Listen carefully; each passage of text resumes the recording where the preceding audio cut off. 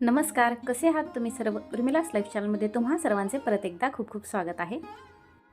तुम्हा सर्वांना अक्षय तृतीयाच्या हार्दिक हार्दिक शुभेच्छा. तर आज मी अक्षय तृतीयाची खूप साधीभोळी पूजा केलेली आहे आणि म्हटलं की माझी जी यूट्यूब फॅमिली आहे त्यांच्यासोबत हा व्हिडिओ शेअर करावा. या धकाधकीच्या जीवनामध्ये प्रत्येकाला मोठी पूजा मांडणं होत नाही, त्याच्यासाठी मी देवघरातच ही पूजा केलेली आहे. तर साहित्य तुम्हाला पुढे दाखवल्याप्रमाणे एवढं घेतलेलं आहे. हाताने काही वस्त्रमाळा केल्या आणि काही विकत्रीच्या आहे. आणि हे जे वस्त्र आहेत जे देवघरामध्ये मी अंथरते, तर हा वेल्वेटचा ब्लाऊज पीस आहे, जो की मला 130 रुपयामध्ये मिशोवरून पडला होता. त्याची लिंक मी तुम्हाला देईलच. त्याला कट करून मी टेलरकडून शिवून असे छान वस्त्र तयार करून घेते. हा सुद्धा ब्लाऊज पीस मी मिशोवरून मागवलेला आहे.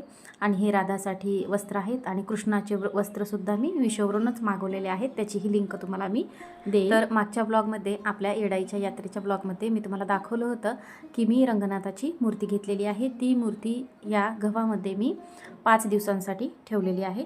शनिवारी ठेवली होती कारण बुधवारी अक्षय तृतीयाच्या दिवशी याची मला स्थापना करता यावी म्हणून. तर स्थापना करण्यापूर्वी आपल्याला तुपाचा दिवा उजवीकडून आणि तेलाचा दिवा डावीकडून लावून घ्यायचा आहे. तर श्री रंगनाथ यांना आपण प्रथम पाण्याने आणि नंतर पंचामृत आणि नंतर चंदनाच्या पाण्याने अशी आंघोळ घालायची आहे.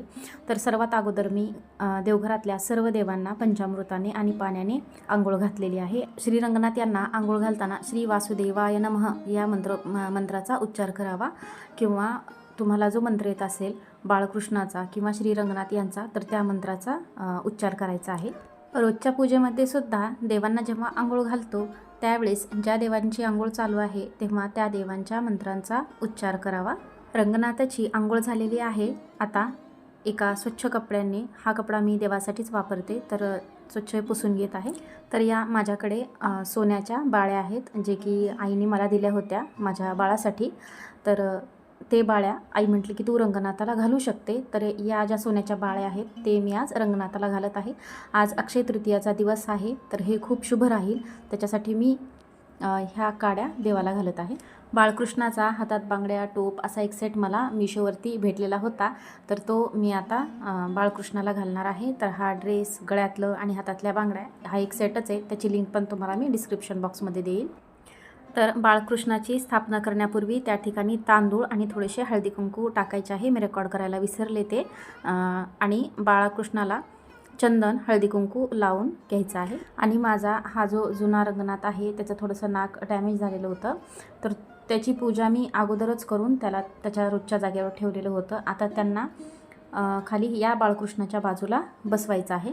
आज अक्षय तृतीया असल्यामुळे मी सर्व देवांना वस्त्रमाळा घातलेल्या आहेत, फूल वगैरे अर्पित केलेले आहे आणि सर्व देवांना पंचामृतांनी आंघोळ घातलेली आहे.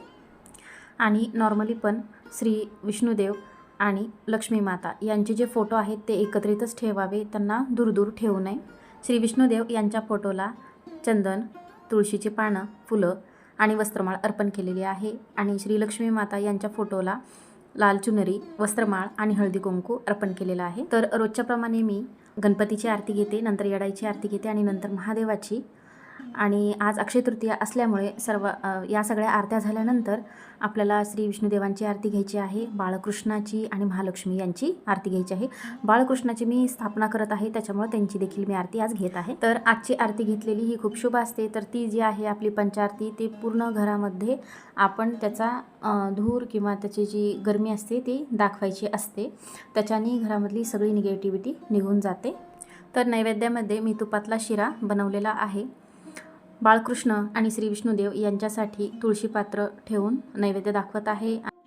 दोन्ही रंगनाथ आजूबाजूला ठेवल्यानंतर हात जोडून विनंती करायची आहे आपल्या जे जुना रंगनाथ आहे की काही चूकभूल झाली असेल एवढ्या दिवसात जे माझ्या पूजेमध्ये, तर मला क्षमा करावी आणि तुम्ही तुमचे जे प्राण आहेत ते येऊन माझ्या या नवीन जे सध्या आपण मूर्ती आणलेली आहे त्याच्यात विराजमान व्हा, ही विनंती आपण देवांसमोर करायची आहे.